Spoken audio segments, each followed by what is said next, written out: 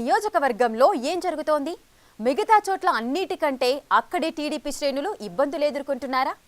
కూటమి ప్రభుత్వం అధికారంలో ఉన్నా ఎందుకు టీడీపీ శ్రేణులకు ఇబ్బందులు తప్పడం లేదనే ప్రచారం జరుగుతోంది. వైసీపీలో కూడా ఇన్ని ఇబ్బందులు పడలేదు అని ఎందుకంటున్నారు నేతలు?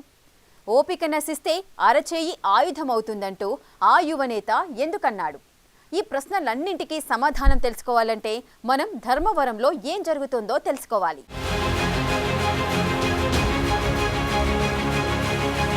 ఉమ్మడి అనంతపురం జిల్లాలోని ధర్మవరం టీడీపీకి పెట్టని కోట. టీడీపీ ఆవిర్భావం నుంచి 2 సార్లు తప్పించి ఇక అన్ని సార్లు విజయం ఆ పార్టీదే. కానీ 2024 ఎన్నికల్లో అనూహ్యంగా ఇక్కడ బీజేపీతో పొత్తు కుదిరి టికెట్ ఎవరికీ అంతు చిక్కకుండా సత్యకుమార్ ఎగరేసుకుపోయారు. అదే ఊపులో ధర్మవరంలో కాషాయ జెండా రెపరెపలాడింది. టీడీపీ జనసేన కార్యకర్తలు సహకరించడంతో మంచి మెజార్టీతో గట్టెక్కారు సత్యకుమార్. ఇదే ఊపులో ఊహకందకుండా మంత్రి పదవి కూడా సొంతం చేసుకున్నారు.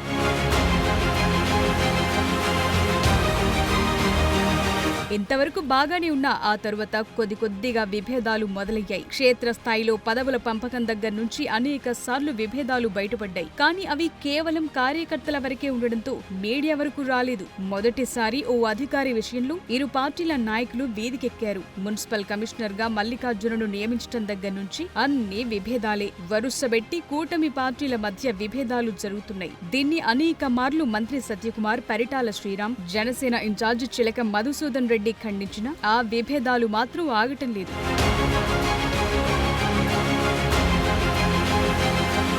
అసలు ఈ విభేదాలకు కారణమేంటా అని ఆరా తీస్తే ఓ ఆసక్తికర విషయం బయటపడింది. ధర్మవరం మంత్రి సత్యకుమార్ ప్రజా కార్యక్రమాలతో బిజీగా ఉండడంతో ఇక్కడ ఇన్ఛార్జ్ బాధ్యతలు హరీష్ బాబుకు అప్పగించారు. ధర్మవరంలో మంత్రికి సంబంధించిన ఏ కార్యక్రమమైనా, అది ప్రజా కార్యక్రమమైనా, పార్టీ కార్యక్రమమైనా మొత్తం హరీష్ బాబు చూసుకుంటారు. అదేవిధంగా ధర్మవరంలో బీజేపీ బలపడేందుకు హరీష్ బాబు మొత్తం కార్యాచరణ రూపొందిస్తూ గ్రామాలు, వార్డుల్లో ఎవరైతే బలమైన బీసీ నేతలు ఉంటారో వారు ఏ పార్టీ అయినా సరే బీజేపీ కండువ కప్పుతూ పార్టీలోకి చేర్చుకుంటున్నారు. వరుసగా వైసీపీ నేతలను బీజేపీలోకి చేర్చుకుంటూ ఉండగా రెడ్డి సామాజిక వర్గ నేతలు మాత్రం జనసేన బాటపడుతున్నారు. ఇలా గత 5 ఏళ్లు రాజభోగం అనుభవించిన వైసీపీ నేతలు ఇప్పుడు మరోసారి పార్టీ మారి బీజేపీలోనో లేక జనసేనలోనో చేరి తమ కాలం గడుపుకుంటున్నారట.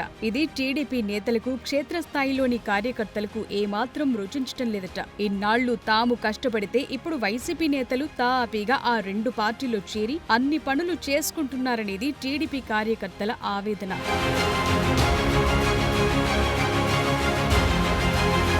ఈ కార్యకర్తల ఆక్రోశం ధర్మవరం టీడీపీ ఇన్ఛార్జి పరిటాల శ్రీరామ్ వరకు వెళ్లింది. ఇటీవల జరిపిన మినీ మహానాడులో శ్రీరామ్ సంచలన వ్యాఖ్యలు చేశారు. ధర్మవరం ప్రాంతం నాకు చాలా ఓపిక నేర్పించిందని, అందుకోసమే చాలా ఓపికతో ఉన్నానని, లేదంటే నా ఒరిజినల్ లోపల అలానే ఉందంటూ పార్టీ మారుతున్న వైసీపీ నేతలకు స్ట్రాంగ్ వార్నింగ్ ఇచ్చారు. యుద్ధం వచ్చినప్పుడు అరచెయ్యి ఆయుధమవుతుందని ఇది అందరూ గుర్తుపెట్టుకోవాలన్నారు. టీడీపీ కార్యకర్తలు ఏం చేసినా దాని వెనుక తానే ఉంటానంటూ మినీ మహానాడు సాక్షిగా కార్యకర్తలకు ధైర్యం నింపారు. నాయకుడంటే 10 మంది వెనకాల ఉండేవాడు కాదని, 10 మందిని ముందుకు నడిపించేవాడని, ఒకవేళ అలా లేకుంటే చచ్చిన శవంతో సమానమని పరిటాల శ్రీరామ్ అలా ఉండలేడని కీలక వ్యాఖ్యలు చేశారు.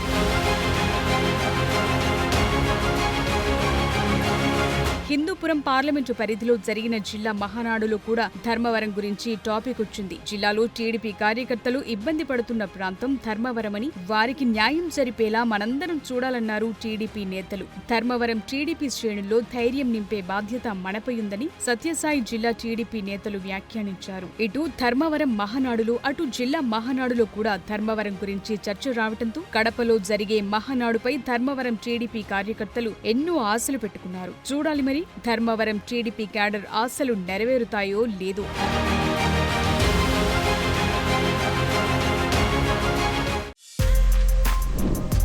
For more videos like this, subscribe Big TV channel.